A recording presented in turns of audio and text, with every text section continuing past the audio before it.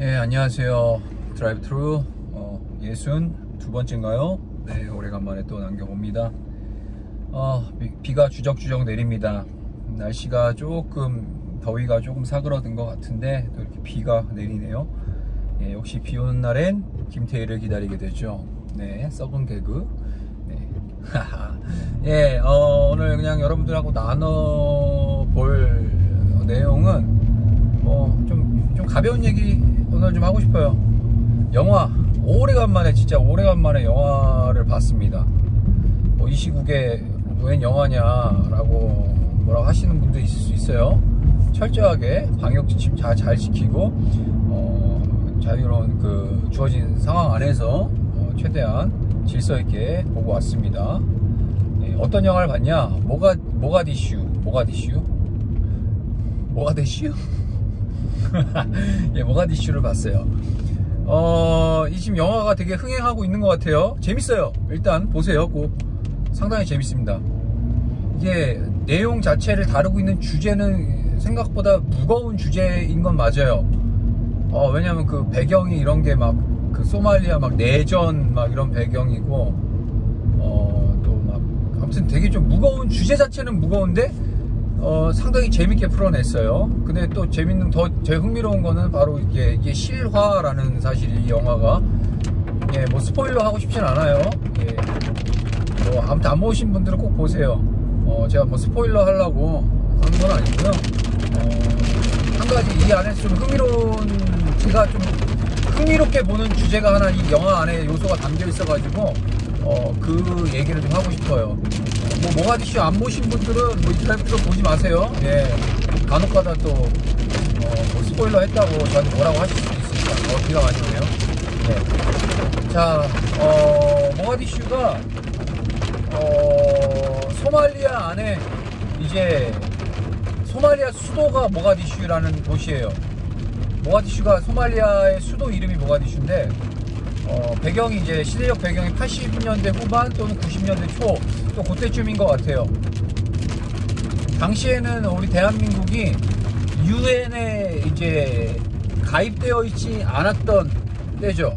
그러다 보니까 유엔에 가입하기 위해서 되게 엄청 노력을 했었던 상황이에요.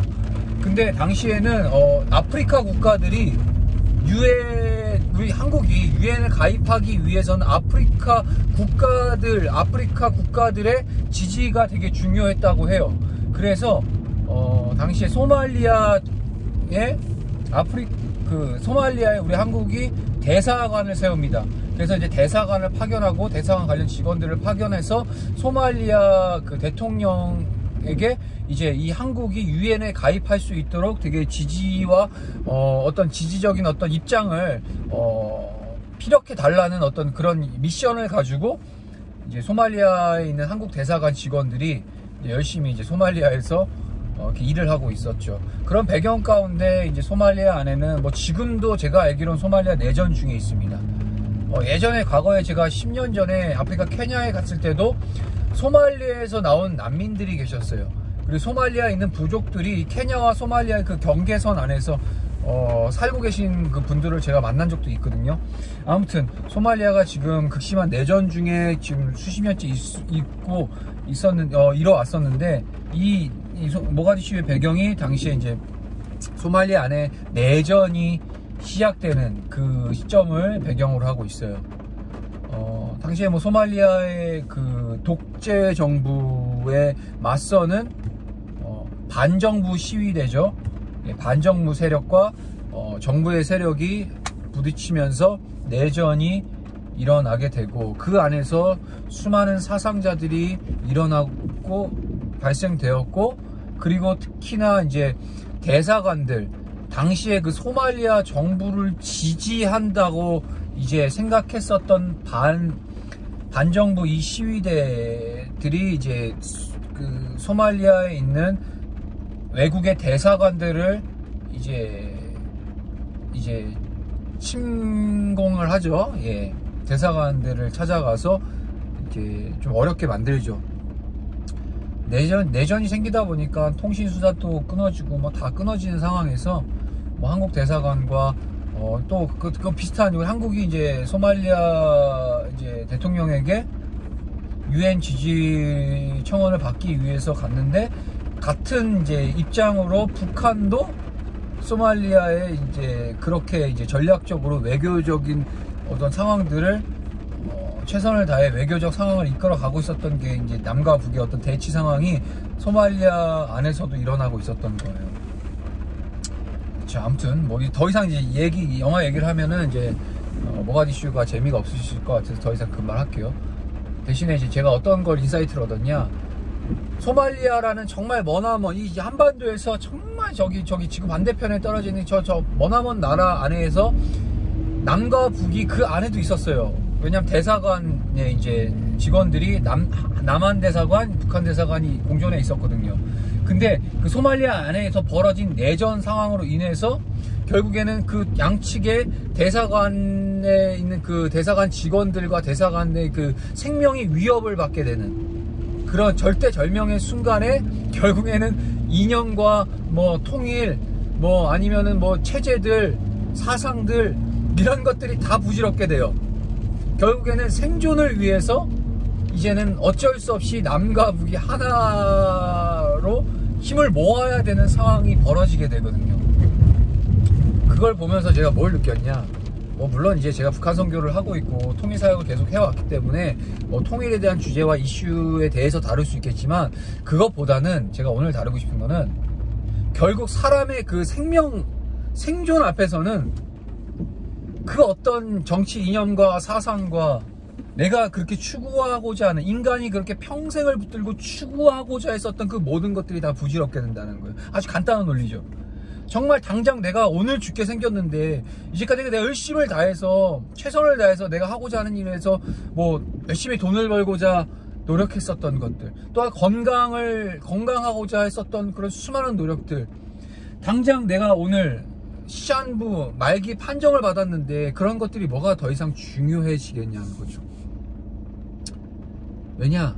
사는 게 목적인 거예요. 결국에는 살아 있어야 자신이 갖고 있는 추구하는 그 목적도 달성할 수 있는 거고, 살아 있어야지 내가 원하는 꿈도 이룰 수 있는 거 아닙니까? 아주 인간이 갖고 있는 아주 본질적인 것, 생존. 이 부분이 되게 재밌게 영화 안에서 그려졌어요. 전 그걸 보면서 우리도 마찬가지입니다. 이 땅에서 살면 너무 진짜 이를 악물고, 이 치열한 경쟁 사회 속에서 이를 악물고 살아가시는 분들이 많죠. 솔직히 말해서 그렇게 살지 않으면은 버틸 수 없는 시대가 오늘날 이 시대잖아요. 인정합니다. 하지만 진짜 중요한 게 뭐냐는 거죠. 그거보다 훨씬 더 중요한 것, 바로 우리의 생명, 우리의 목숨, 더 나아가선 우리의 영원한 삶, 이 땅의 삶에 이 제한적이고 유한적인 삶을 살아보고자 이 영원한 삶의 그 가치들을 다 포기하고 사는 그런 어리석은 사람들이 바로 우리들이에요. 그걸 보면서 그치, 남과 북의 어떤 그런 이념적인 문제들로 인해서 끊임없이 대립돼 있지만, 결국에는 그 소말리아 극한의 상황 속에서 이념 뭐 이런 것들 다 필요 없다라는 거예요. 결국 살아 있는 것, 생존하는 것, 그게 진짜 중요한 거거든요. 우리 인생도 마찬가지입니다. 하나님 앞에서 이 땅의 삶이 전부가 아니라는 사실, 결국 살아야 돼요. 영원한 하나님의 생명의 삶, 영원한 하나님 나라, 그거를 놓치고 이 땅에서 아무리 뭐 먹고 살려고 노력해봐야 다 부질없는 거예요. 뭐 평생 뭐 천년 만년 살 것 같으면 괜찮은데, 어느 누구도 저는 이제까지 40인생 살아오면서 천년 만년 뭐 영생했다는 사람 들어본 적이 없거든요. 그러니까 제가 여러분들한테 드리고 싶은 얘기는, 열심히 사세요. 주어진 삶의 환경에서 최선을 다해 사세요. 좋습니다. 그렇게 사는 게 맞아요. 하지만 진짜 본질, 영원히 영원하게 하나님 가야 될 우리 하나님 나라를 위해서는 적어도 이 땅에서 여러분들이 지금 열심히 하고 있는 것들, 그것의 10분의 1만이라도 여러분들 하나님 나라를 위해서 여러분들의 신앙을 세워가는 것에 한번 그렇게 살아보세요. 그러면은 정말 그 작은 겨자씨와 같은 그 믿음 하나만으로도 산을 옮길 수 있을 만한 믿음이 되거든요. 그러니까 놀라운 하나님의 은혜를 발견하게 될 겁니다. 아시겠죠? 좋은 날 되시고 전 목적지 다 왔기 때문에 이제 내립니다. 안녕.